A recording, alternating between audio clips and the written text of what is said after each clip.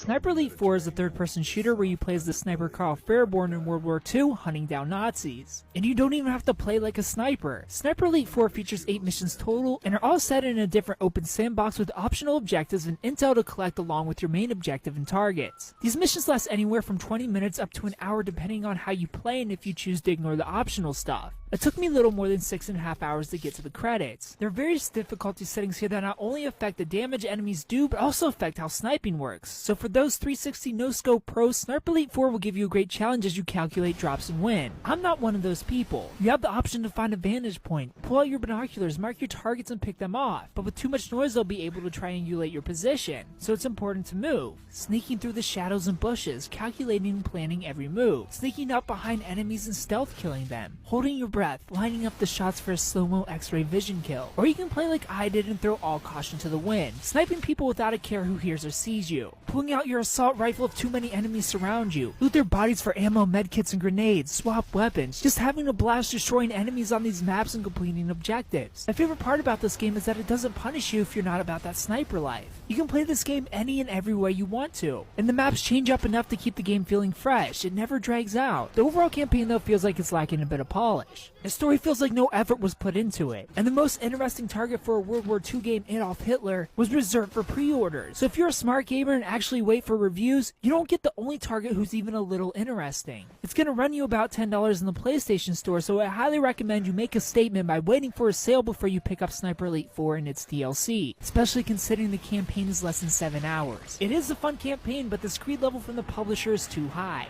There isn't just single player here though. You can also play co-op in the story, survival mode, or scout and sniper mode, as well as play competitive modes online. These modes are about as fun as you'd think a bunch of snipers running around a large map trying to snipe each other would be. High-paced and full of action. Just kidding. Nothing happens, hardly anyone plays, waste of the developer's time. Sniper Elite 4 isn't a shooter you buy to play online. This game shines in its open sandbox styled missions. I just wish these missions were a bit more interesting. I give Sniper Elite 4 a 7.5 out of 10.